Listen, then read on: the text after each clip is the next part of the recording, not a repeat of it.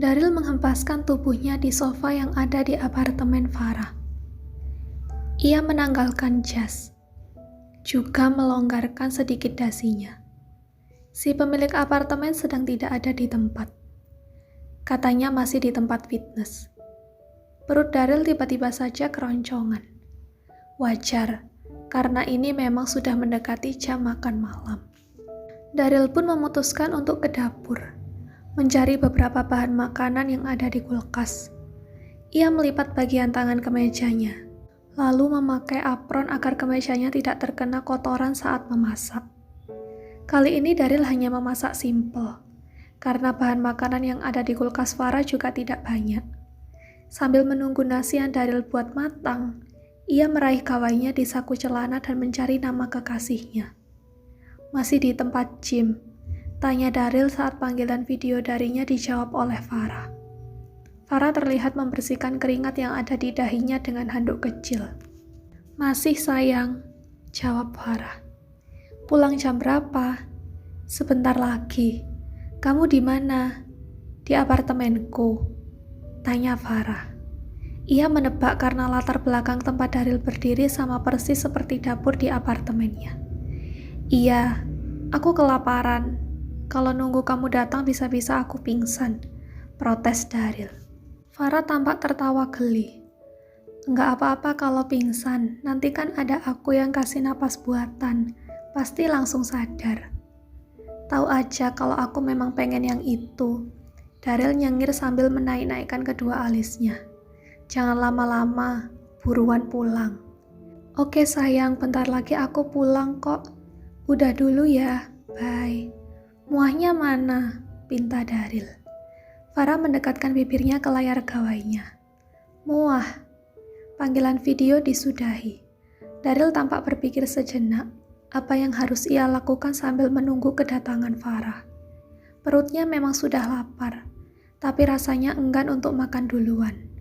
Di bayangannya dia akan suap-suapan manja dengan Farah. Jadi sebaiknya ia menunggu kedatangan kekasihnya itu. Sambil menunggu, Daryl memutuskan untuk mandi terlebih dahulu. Ia pun masuk ke dalam kamar Farah. Tapi baru saja beberapa langkah masuk ke dalam kamar, tiba-tiba pandangannya teralihkan pada benda-benda yang tergeletak sembarangan di atas ranjang. Daryl mengernyit, lalu menggelengkan kepalanya berkali-kali. Ini lagi obral atau gimana? Kenapa semua pakaian dalam sama baju fitness ditaruh sembarangan begini? Gumam Daryl. Daryl merapikan perlahan kumpulan baju fitness, juga pakaian dalam yang tergeletak sembarangan itu. Ia tidak tahu itu kotor atau masih baru. Jadi ia memutuskan untuk mengumpulkannya di satu keranjang yang ada di kamar tersebut. Selesai merapikan itu, kini Daryl hendak melanjutkan niatnya untuk mandi. Tapi lagi-lagi langkahnya terhenti saat ia melewati meja rias milik Farah. Matanya memicing, lalu perlahan semakin mendekat ke meja rias. Ada satu benda yang menarik perhatian Daryl. Dan baru kali ini ia sadar kalau benda itu ada di sini. Daryl meraihnya dan memperhatikan benda itu.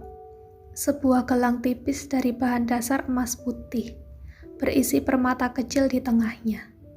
"Kenapa rasanya enggak asing ya?" gumam Daryl. Bagi Daryl, ia sangat sering melihat benda ini juga, tapi lupa di mana. Ia lalu menggedikkan bahunya dan kembali meletakkan gelang tersebut. Mungkin gelang itu memang banyak yang punya. Mungkin juga gelang itu ada di toko perhiasan yang Daryl berikan untuk Farah. Yang jelas, Daryl tak pernah memberikannya pada Farah, tapi merasa sering melihatnya. Daryl akhirnya melanjutkan niatnya untuk mandi. Ia pun segera masuk ke kamar mandi Farah. "Farah ya?" Seseorang tiba-tiba menghampiri Farah saat dirinya hendak bersiap-siap untuk pulang. Farah memperhatikan orang tersebut. Dilihatnya naik turun, mencoba mengingat siapa orang yang menyapanya ini. Kamu lupa, aku Cynthia, teman sebangku kamu waktu SMA. Jelas perempuan yang perawakannya sedikit tambun itu. Farah membulatkan matanya. Cynthia? Ya ampun, serius ini Cynthia. Astaga, Farah langsung memeluk teman SMA-nya itu. Merasa rindu karena bertahun-tahun lamanya tidak bertemu dan berkabar. Kamu makin cantik, Ra. Aku bahkan ragu mau nyapa kamu. Takut salah orang. Jelas, Cynthia. Ya ampun, maaf kalau aku malahan lupa juga. Kita terlalu lama nggak ketemu, kata Farah saat ia telah melepas pelukannya dari Cynthia. Wajar aja kamu lupa. Dulu waktu SMA badanku ceking, apalagi aku pakai kacamata minus. Kalau sekarang kamu bisa lihat sendiri kalau badanku mengembang dengan sempurna kan? Cynthia menunjuk badannya sendiri yang memang padat berisi. Wah, makin sehat dong. Dulu karena kamu terlalu kurus jadi sering sakit-sakitan kan? Terus kacamata kamu mana? Tapi kalau terlalu gendut begini juga nggak baik buat kesehatan, Rah. Beratku langsung meroket naik setelah lahiran anak ketigaku. Cynthia menghela napasnya dengan kasar. Kalau kacamata, aku sudah tidak pakai lagi. Mataku sudah dioperasi lasik. Tunggu, lahiran anak ketiga? Kamu sudah punya 3 anak? Farah tercengang. Cynthia menganggukkan kepalanya. Iya, sekarang umur anak ketigaku sudah 1,5 tahun. Makanya aku mulai nge-gym. Pengen punya badan ideal. Bagus lagi kalau bisa punya badan seperti kamu, kata Cynthia sambil memandang iri pada tubuh Farah yang baginya itu body goals. Farah hanya tersenyum menanggapi kata-kata Cynthia. Ngomong-ngomong kamu sendiri udah nikah? Udah punya anak? Tanya Cynthia. Farah menggelengkan kepalanya. Belum. Cynthia lalu menyentuh pundak Farah perlahan. Gak apa-apa, menikah itu bukan perlombaan siapa cepat, tapi menikahlah di saat kamu siap. Ucap Cynthia sambil kemudian tersenyum. Cynthia tidak berubah. Dia selalu bisa meyakinkan Farah kalau kondisi apapun akan tetap baik-baik saja. Dulu saat SMA, Cynthia sering terkena bully oleh teman-teman karena badannya yang terlalu kurus hingga seragam sekolahnya terlihat kedodoran. Karena itu ia sering dipanggil orang-orangan sawah. Belum lagi kacamata minus dengan bingkai besar membuat dirinya kembali jadi bahan bulian. Farah orang yang paling geram saat Cynthia mengalami penindasan secara verbal begitu.